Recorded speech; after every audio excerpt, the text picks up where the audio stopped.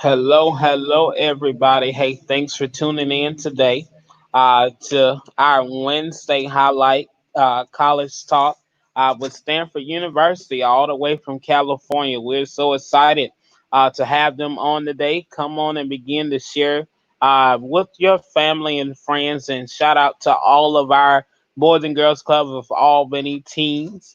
And our newly graduates, class of 2020. Special shout out to you all as well. Today we have Stanford University coming on us and along with some of their students to just share in a personalized college talk one-on-one. I want you all to know that this is very open discussion as always. So feel free to drop questions in the comment section here.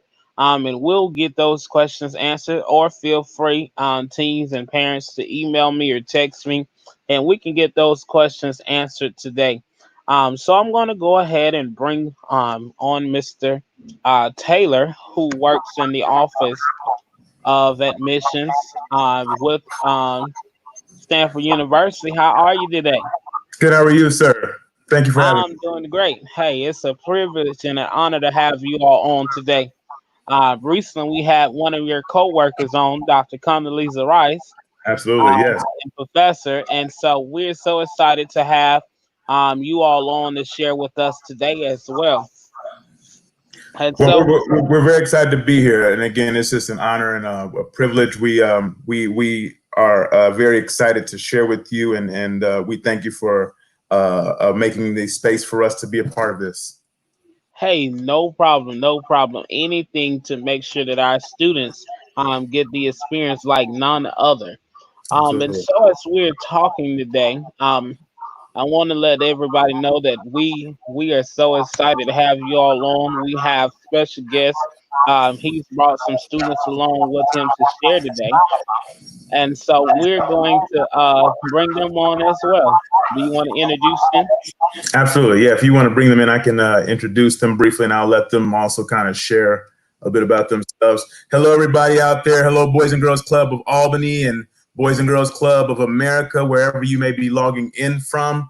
Very excited to be with you all today. My name is Redrick Taylor. I am one of these senior assistant directors of admission at Stanford University, and I actually manage parts of Georgia, the Southeast, so Texas, Alabama, a number of other states in that direction. But I also work on our diversity outreach team. And as a part of that work, I work with our students who are diversity associates in our office, whom I've asked to join me today to share a little bit about Stanford, student life, the admission process, and then also about financial aid. We want you all to really have an understanding about how accessible Stanford can be. And I thought it'd be valuable for them to be able to share with you all, so you could hear from a current student and not an old person like me. And so I have Rachel Zhang, who is a human bio major, correct? Here Yes. at Stanford. I have Olivia Panarella, who is a sophomore, rising junior at Stanford, and then Keone, who is a junior, correct? at Stanford as well. And so I'm going to let each of them give a little bit about themselves. And I also want you all to tell them your year at Stanford, what you study, and then also some of the communities that you're involved in at Stanford as well. And then I'll explain how the rest of this day is going to look. Okay? So let's go ahead and start with Rachel. Yes. Hi, everyone. My name is Rachel. I am currently a junior, so I'm a rising senior studying human biology. My concentration is in the ethics of health and healthcare disparities. I'm also a pre-med student, and I'm involved with API communities on campus, particularly the Hmong Student Union. I've been a part of that community for a while now. I also like to do community service through our Haas Center of Public Service through something that is called the Cardinal Free Clinics. Thank you so much. And Olivia? Yeah, thanks. Hi, y'all. My name is Liv, and I'm a current sophomore. I'm double majoring in comparative studies and race and ethnicity, as well as anthropology, and I'm a rising junior. I'm also involved in a variety of different things on campus. So I am Native Hawaiian, so I'm really involved in the Native community. I'm also Chinese, so I'm also involved in the API community as well. And I also TA a couple of classes and have a variety of jobs on campus. And lastly, we have Keone. Hi, I'm super excited to talk today. I am a junior at Stanford and I study history. I'm also minoring in Earth Systems and Comparative Studies in Race and Ethnicity. I primarily study American imperialism in the Pacific. And so as a result,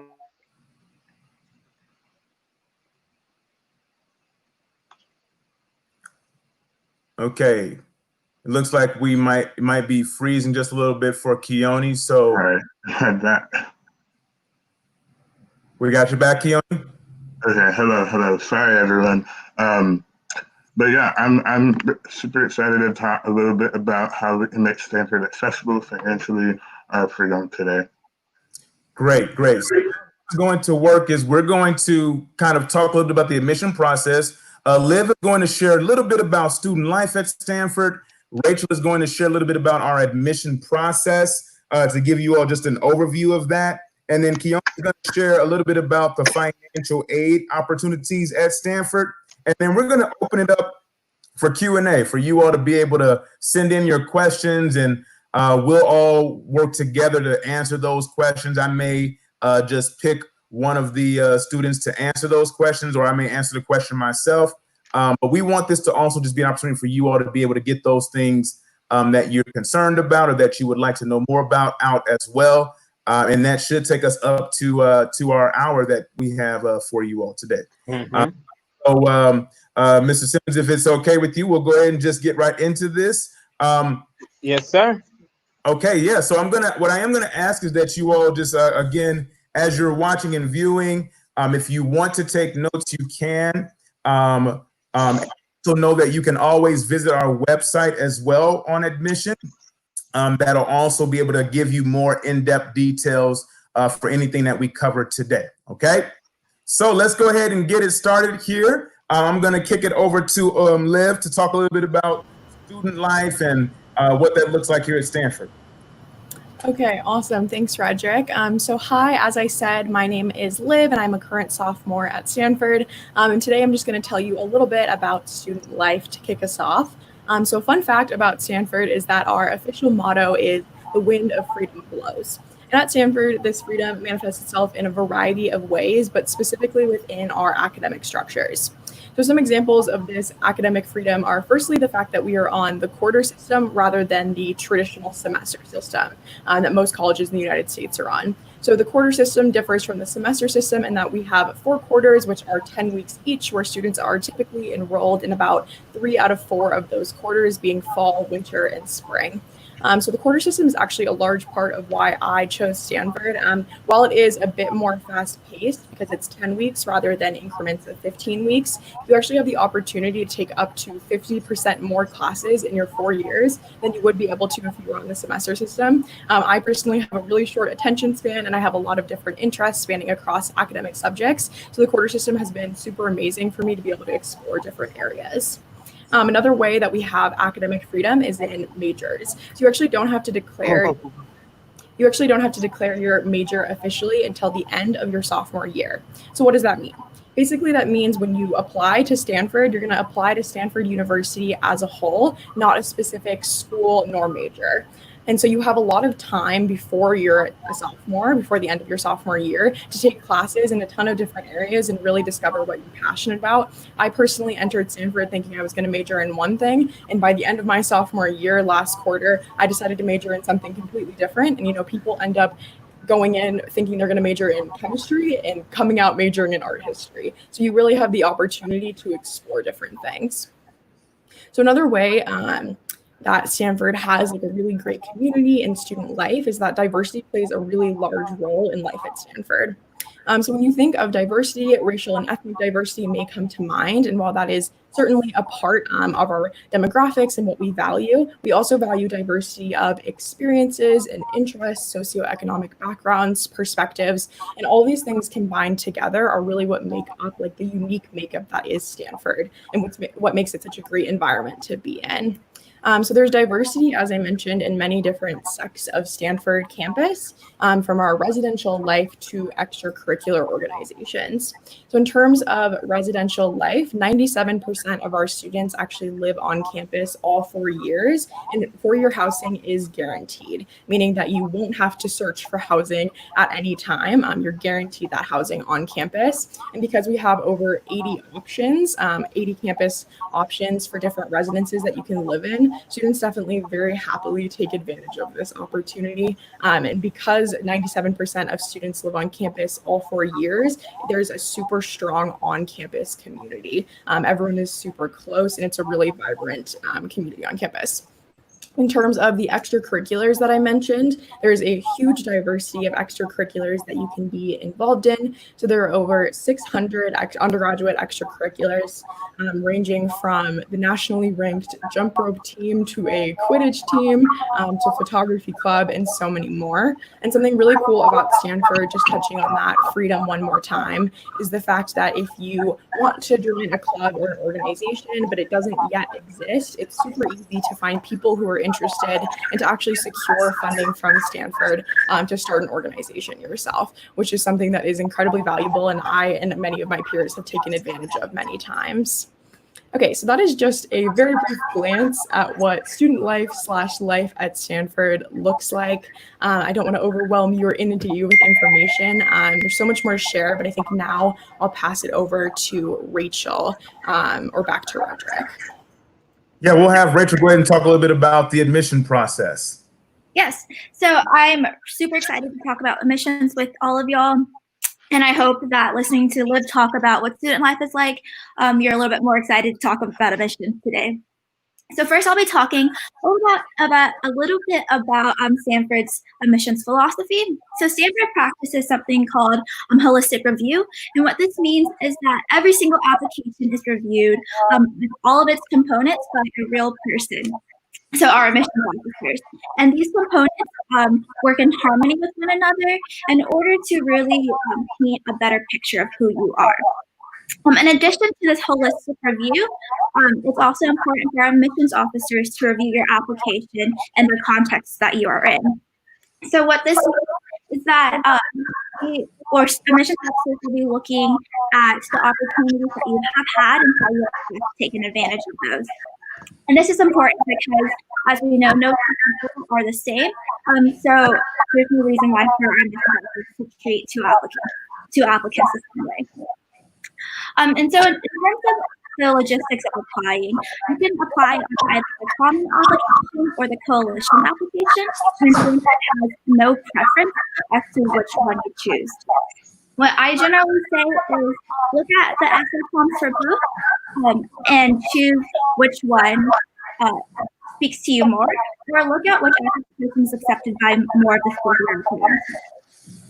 In each of the applications, there will be several components that you submit to apply to Stanford. And so first, I'll be talking about the quantitative components. One of the first things you're submitting is your transcript. This really serves as the foundation of the application. On your transcript, admissions officers will be able to see the courses you've taken, how you've done on them, and also your GPA. Your GPA will be accepted however your school takes it. And I also want to emphasize something. Stanford has no minimum GPA requirement. So that's not something that you should be worried about. Your GPA is just a number, and so it's important that your transcript accompanies it, because it really gives admissions officers it really gives admissions officers a better sense of your academic record. Second, a school report will accompany your transcript, and the school report gives admissions officers a better understanding of the context. Like I said before, this is especially important. So your school report will include things such as the demographics of your school, the courses that your school offers, and your grading scale and things such as these. Additionally, another quantitative component of your application that will need to be submitted is your SAT or ACT scores. So these are, so Stanford doesn't have a preference for either one. You can just choose which one you would like to take, and you can choose to self-report them on your application. So what this means is that you will just type in your score on your application, and then after you are admitted, Stanford would ask for an official score report. For the SAT, Stanford does superscore the SAT. However, for the ACT, Stanford looks at the highest composite score from a single sitting. So those are the quantitative components that I'll be talking about today. And then next, I'll talk about the qualitative components of your application. So one of the things that Stanford asks for is a counselor letter. This letter, this letter will just come from your counselor and speak a little bit more about you. And also, admissions officers at Stanford understand that not everybody has a super close relationship with their counselor, and that is absolutely okay. That is something that they take into consideration. And so with that being said, that is fine. And it's just important that you also submit that, because that is something that is still required. In addition to this counselor letter, Stanford also asked for 2 letters of recommendations from 2 of your teachers. Now, these letters preferably come from teachers who taught you in your 11th or 12th grade year. But what's honestly most important is that you choose teachers who know you, like you, and can speak to your ability in the classroom and how you interact in the classroom. A tip for this that I would say is make sure to give your teachers an advance notice, and so that they have plenty of time to write the best letter of recommendation possible for you. Additionally, Stanford will also ask for your extracurricular activities. And these activities involve things that happen outside of the classroom. So they can be things such as clubs and organizations, but they can also be things such as having a part-time job or taking care of family members at home. It's anything that you devote time to outside of the classroom. And then another tip I would have when thinking about your extracurriculars is that quantity isn't as important as the quality of your extracurricular activities. I mean, what I mean is that when you're thinking about the things you have been involved in, think about things that you're really passionate about and want to share. Think about things you have had an impact in, and things that you have had leadership in. And additionally, the last component that is qualitative that I will be talking about today are the essays associated with the application. And so the common application and the coalition application include one long personal statement essay that gets submitted to all of the schools that you are applying to. And this is a longer essay that you would work on. But in addition to this long essay, Stanford also has short supplemental essays and profile questions that the school asks you to fill out. And so your profile questions will be composed of a few words. So your answers will be composed of a few words, short sentences, and then your supplemental essays are longer, short essays. And this is just a chance for you to really show more of your personality, show what you value, show what you're passionate about, and how you view and see yourself in the world. And a lot of the time, students ask me for advice on their essays, and I like to give a few words about this. And so it's important to consider the content of your essays, but it's also important to show that you are a good writer. So what I would recommend is making sure that your punctuation is right and that your grammar is correct. And also just using simple tools such as like spell check. But also I like to use an analogy when thinking about the essays. So if the sky were to open up and just pour out all of the college essays that a school receives, somebody close to you, such as a teacher, a parent, or a friend, should be able to pick up your essay and look and read the essay and say, oh, that is Rachel. And that's really important, because if somebody close to you is not able to do that, then it's really hard to ask for an admissions officer to do that also. So that was just a little bit about admissions at Stanford, and now I'll be passing it on to Keone. Before I pass to Keone, thank you so much, Rachel, for sharing about admission process.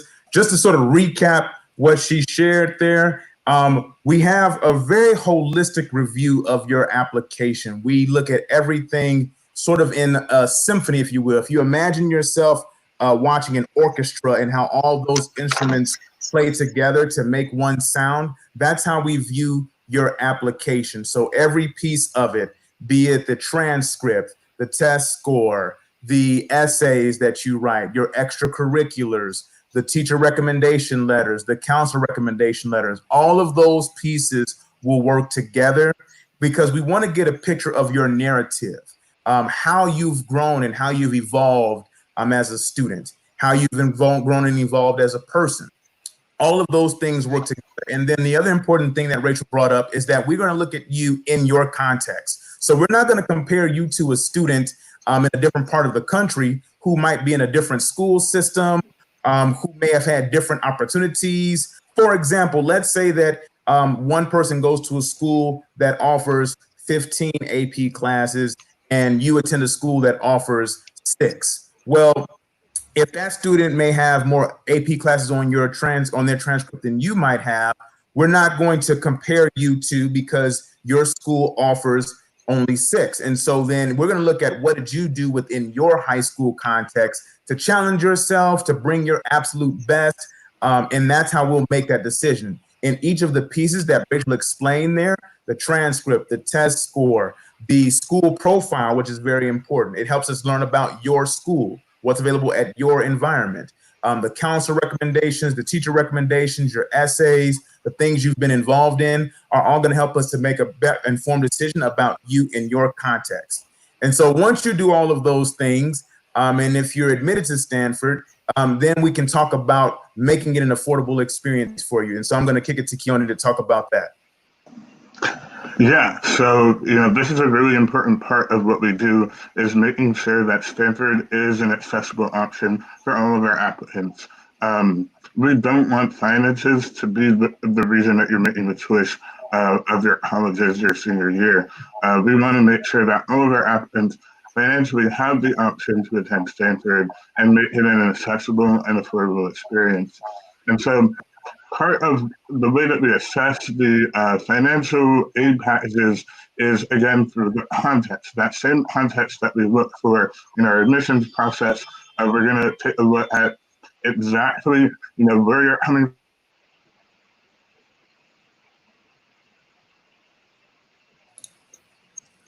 Okay, so it looks like Keone there might have been a technical challenge there. So I'll fill in for Keone around the financial aid piece, just in case there to be on the safe side here. To kind of pick up with where he was coming from, just like we look at your application to Stanford in context, we also look at financial aid in context as well. The first thing that you should understand about Stanford is that we are committed to reviewing you in what we call a need blind process. So we are not going to factor in your family's finances when we're making that admission decision. One's ability to pay or not pay is not factored in at all. For international students, we are need aware, but for students that are in the US, we are need blind in our admission process. The other thing that you should be aware of is that we will look at all of the context, like Keone was saying, but what we will do is we are committed to meeting 100% of the demonstrated financial need, So we do not do scholarships at Stanford, and that's mainly just because, so all of our students are fantastic students, right? What we do is we provide need-based aid for you all to be able to attend Stanford University. And so what will happen is you'll complete some documents for us. One of them is called the FAFSA. Your high schools, your counselors will be able to kind of give you more insight on that. But that document helps us get a picture of your financial information for your family. And then also you're going to fill out what's called the CSS profile, the College Scholarship Service profile. Those two documents will work together to help us get a picture of your family's financial circumstances, your financial income. And from that, we will then build a financial aid package to meet what is determined as your demonstrated need. And so we will put together a combination of different grants and different sources of funding that come from our funding sources, and then be able to provide you a package that will allow you to meet all of, again, your demonstrated need to attend Stanford. And so what that looks like, just to kind of give you an example at Stanford, if your family makes $150,000 or less, all of your tuition will be covered at Stanford. And if your family makes $65,000 or less, there will be no parent contribution expected at all. Okay. I'm going to say that again because I really want you to understand how committed we are to this. If your family makes less than $150,000 a year, the tuition for Stanford will be completely covered. If your family makes $65,000 or less, there will be no parent contribution expected, meaning tuition and room and board will be covered. And so that just gives you a picture of where financial aid is at Stanford. It's on a sliding scale, obviously, but those are sort of our two kind of major benchmarks in terms of being able to finance your education. We do not package loans in our financial aid packages. And in fact, over 80% of our students graduate from Stanford debt-free.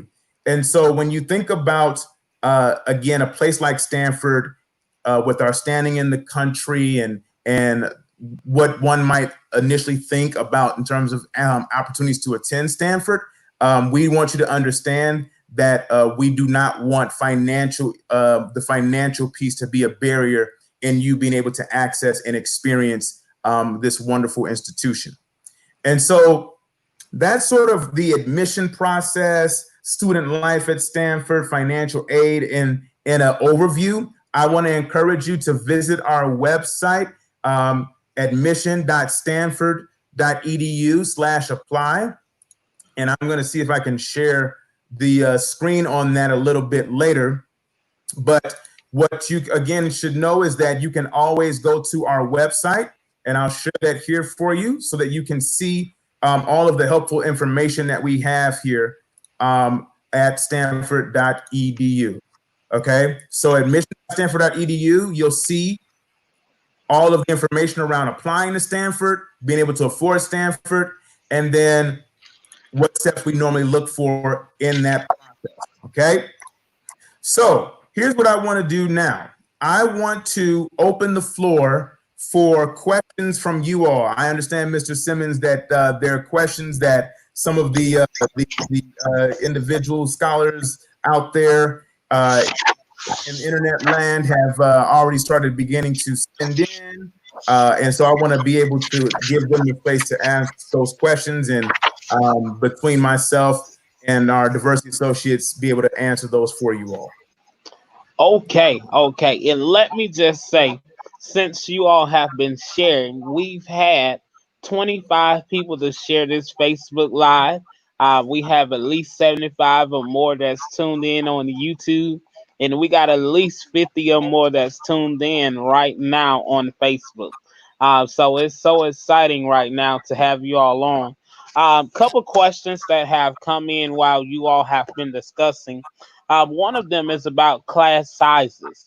How large and how small are some of the class sizes that you all have taken so far? Sure, Keone, you want to? Yeah, definitely. I have had nothing but great experiences as far as faculty to student ratio. And especially when you get into sort of your junior and senior year classes, you have upper division classes in your major, you're looking at class sizes. I mean, this year I had a whole quarter of classes where none of my classes were bigger than 10.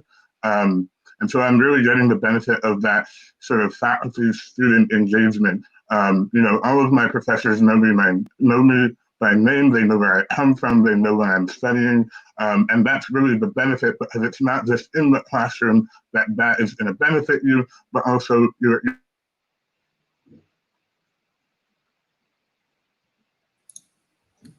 Liv, you want to pick up from there? He was kind of talking about familiarity that professors have with their students.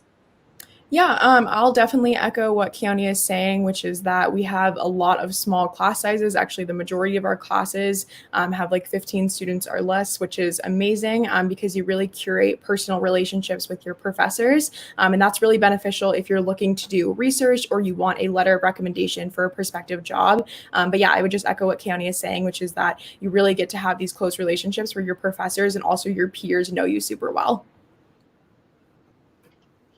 Okay, okay. And when we talk about class sizes, how hard was it for you all choosing a major when you came to Stanford? Rachel, you want to talk about that a little bit? Yeah, so Liv talked about it a little bit earlier, but the quarter system really allows you to explore so many different things. I'm also a pre-med student, so coming in, I had kind of an idea of what I wanted to do for a career. But also being pre-med does not mean that you have to actually major in something like biology. I actually for a little bit thought about possibly majoring in anthropology.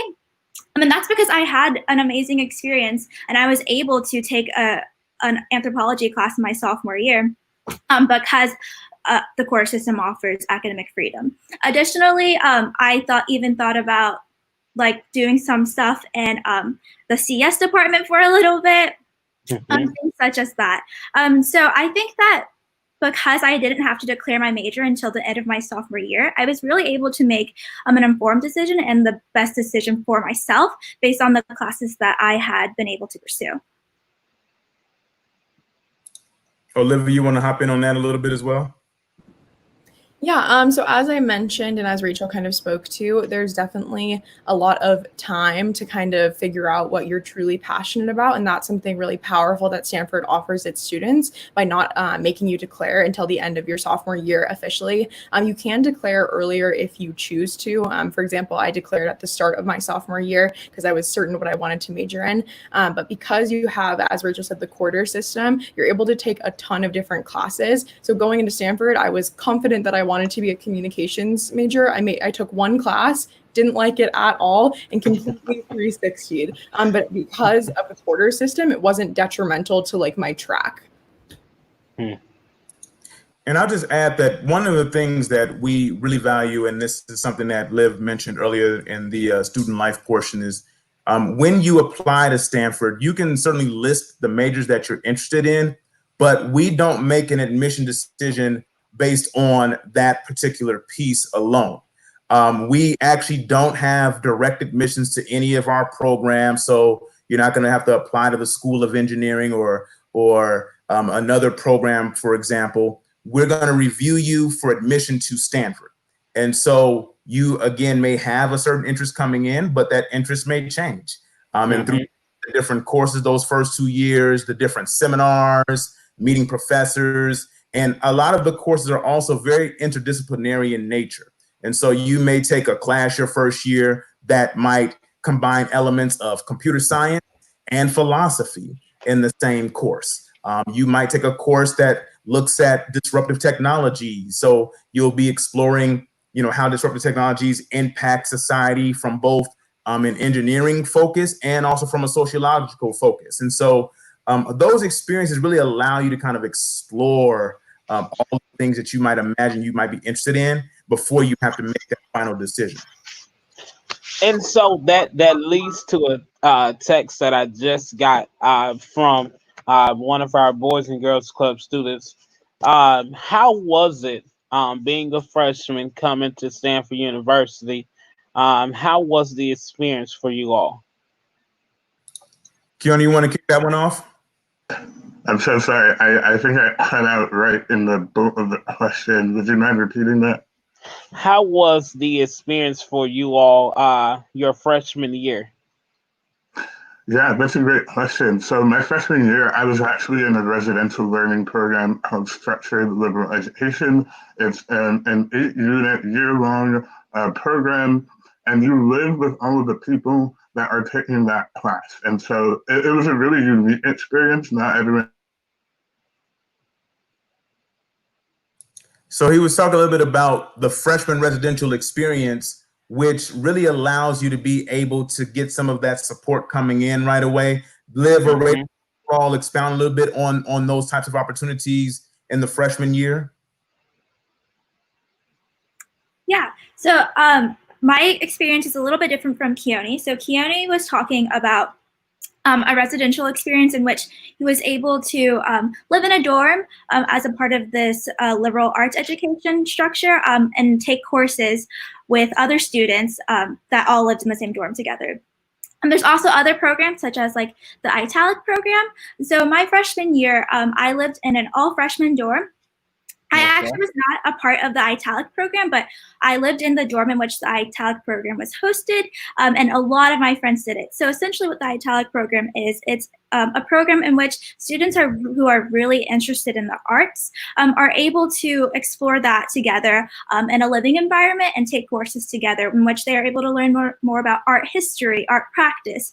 And it's really great because my dorm had spaces for students to like practice dance. So we had a dance room and we had a piano room, and it was great having that in my freshman dorm. Additionally, beyond just like the residential aspect of my freshman year, I was able, like I said before, I was able to take so many courses that I don't think I would have been able to take had I not been on the quarter system. And so one of these I want to highlight is an intro sem. And so intro sems are really small seminar courses that you can take in either your freshman or sophomore year. And I took a class called the Introduction to Virtual Reality. And it was an amazing course because I had never had experience with VR before. And it was really cool because I also got to learn about VR, not only as a technology, but as an art form. So it was interdisciplinary in that way. But in addition to this, the class was very small, and it allowed me to get to know my professor really well within my first quarter at Stanford. So I was able to really immediately begin developing relationships with faculty members, and that really helped me with my transition to Stanford. And one thing I want to add on that is that we have a lot of support in terms of your transition to your freshman year at Stanford as well. So for example, you might take advantage of the opportunity called the Leland Stanford Scholars Program, where we will have the summer before your freshman year, we will offer support where you can actually come on campus early and take some courses, get support and advising to prepare you as you enter into Stanford, and particularly in areas like that are connected to STEM. So maybe you might need a little bit more support coming out of high school before you start at Stanford. You can come for the summer and you'll get that support before you start your freshman year. We have a lot of transition programs as you start your freshman year on campus. When you come for orientation, you'll meet advisors. You'll get a lot of those support pieces as well. And then also from a sort of cultural standpoint, you'll find ways to find a niche of support. We have We're one of a few handful of schools in the country that have community centers that are structural places and spaces dedicated to students finding community within our community. So we have, El Centro, or the BCSC, which is the Black Community Services Center, or ACUBE, which is for students that might identify anywhere on the Asian diaspora, for the NAC for students that might identify somewhere on the Native American or Native Hawaiian diaspora. There's just all types of spaces on campus where you can find a particular niche and get advice and support and additional pieces there as well. And then also among our options of housing, we have ethnic themed dorms as well. Just throwing one out there, Ujima, which is a space that is dedicated to students on the African diaspora, but it is not limited to students on the African diaspora. You can actually be any ethnic background, from any culture, and still live in that community, but it's a space where you can actually learn and dialogue and live with other individuals to be able to enhance your experience. So that freshman year, there's exposure to all kinds of opportunities, both within and outside of the classroom. And I think this question here isn't related to the school itself, but just to the community that's surrounding the school. How close is the beach to the dorms? Olivia, you want to talk a little bit about kind of outside of campus and access to the places? Yeah, for sure. So we are in Palo Alto. Technically, Stanford has its own zip code, but then Palo Alto is surrounding us. And the closest beach is Half Moon Bay, and I would say it's probably 30 minutes away. But tons of students are able to go there. Lots of people will rent a car and ask a ton of people if they want to come with them. Additionally, Palo Alto has a really great kind of day scene, right? So there's tons of cute restaurants, and you can bike to CVS or bike to a restaurant downtown if you're just looking for a change of scenery. But students definitely take advantage of the beach component of California. I'm from Montana, so I know that's something that I definitely try to capitalize on when I'm at school. Can you talk a little bit about also just kind of where we're located in context of San Francisco and San Jose and some of those other major cities? Yeah, so a lot of students also like to go to San Francisco, or SF as people refer to it, on the weekends or for a day trip. So San Francisco is probably 45-ish minutes away, maybe a little bit faster if you're taking a car. But you can get a super cheap, $8 round trip Cal train ticket and really easily make it to San Francisco. I love SF. You actually will go on a San Francisco dorm trip that's fully paid for, and you'll get to have a scavenger hunt around the city, and almost every freshman dorm does that, which a lot of people enjoy. And we're also close to San Jose and other cute little cities as well. Okay, so I want to ask a personal question. What is some advice that you all can provide to incoming freshman students? Yeah, let's start with Keone, and then we'll kick it over. I'll give each of them a little bit of just opportunity to kind of give a quick bit of wisdom. Sorry, I think I'm putting it up, but I'm trying to be quick. I think my biggest piece of advice that I would want to give myself is to make the most of the opportunities that you have. And that doesn't just mean, doing everything. That you don't have to fill all of your time with all of these, different events. Part of it is also you're at college to really figure out who you are and what's important to you. And so take that chance to really discover, the person that you want to be and how you want to impact the world, rather than sort of checking off a list, a to-do list of homework and classes and all of that. There's a lot more to college than just sort of the things that are on the piece of paper that you graduate with. And so it took a while for me to realize that. So that's my big piece of advice for my freshman year. So that was great. Liv, you want to go next? Yeah, I just have two little tidbits of advice that I kind of wish I had known entering my freshman year. First of all, being just to get comfortable with being a bit uncomfortable your freshman year. You know, you're going to have a ton of like new experiences and it's going to kind of be a sensory overload the first couple of weeks, especially. But you should really try to get out there and say yes to as many things as you can. You know, go to the club fair, join organizations, don't overwhelm yourself, but definitely try to take advantage of like the social and academic opportunities that arise your freshman year. But then my second piece of advice, which kind of relates to that, is that you have 4 years. So don't worry about trying to cram everything into your freshman year. You have a ton of time to grow and like get involved in different parts of campus by the time you're graduated. And Rachel? Yeah, so I want to echo both what Liv and Keone said, but also I think one thing that I would tell my freshman self is just to not be afraid to ask for help, because I've never had anybody tell me no when I asked for help. Students are really willing to help you at any point in time. TAs are also willing to help at any point in time, and professors too. So, and that also means like, not just in terms of academics, but also in terms of like helping find opportunities, helping write letters of recommendations, just career advice, anything. You can definitely reach out to people to ask for help. I do want to highlight one thing that Stanford offers that I think is really cool, and that like also helped me allow myself to grow in asking for help, is Stanford offers free tutoring for students in certain subject areas, and that is an awesome tool that I have taken advantage of and I really liked, because I felt like going into Stanford, my STEM background wasn't super strong, and so I was able to get free tutoring and free support from people who were like experts in the field. And I was a freshman a very, very long time ago. But one It thing hadn't been that long.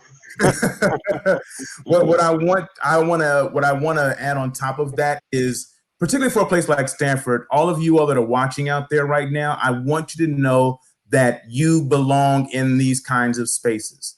Okay, I think sometimes a place like Stanford, there might be this sort of appearance of prestige because of the history and tradition of a premier institution in the country and in the world.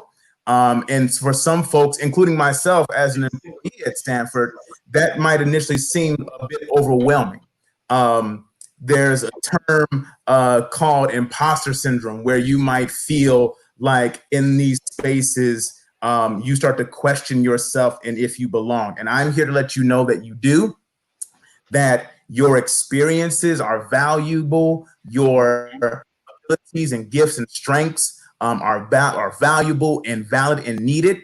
And oftentimes those sort of concerns and fears and questions that you might have are the same questions and concerns and fears that all of us have, including professors and other individuals on campus as well. And so I want you all to know that you matter, that you belong in these types of spaces. And I want you to have no qualms about applying to a school like Stanford or any other school that might be considered highly selective, because your voice matters, your experiences matter, and your context matters too. It's really a part of what adds to the intellectual richness of these atmospheres. And so I want you all to know that you should apply, and definitely, again, know that you're valued and that your perspective is needed in these spaces as well.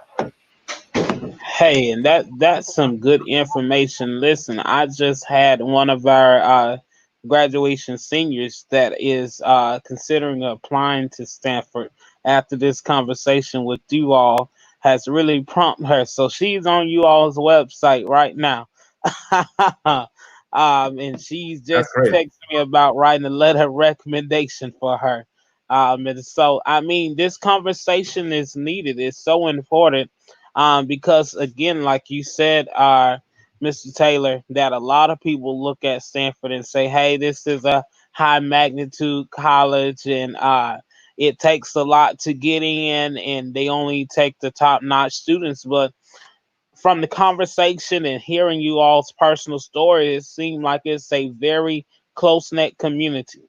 that you can really be appreciative of and really gain a lot of good experiences. And so I thank you all so much for coming on today and sharing with us and our students. And listen, when the summer semester starts, anytime y'all want to come back on and share, hey, this will be a great opportunity just to create dialogue and really to open up with students across the country.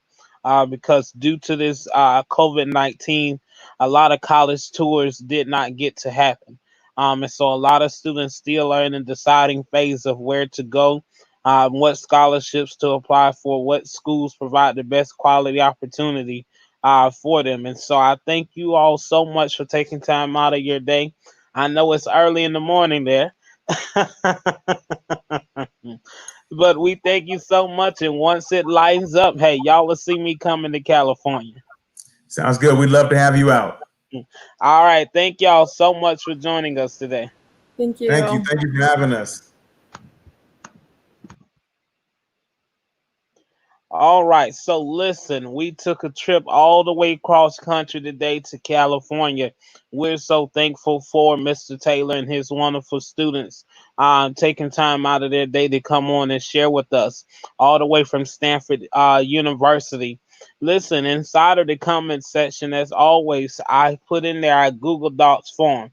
Take time out of your schedule while listening to this video to complete that form to let us know if there's any questions further that you have for Mr. Taylor and his staff, to answer questions about Stanford University and just to provide feedback on the conversation and topic.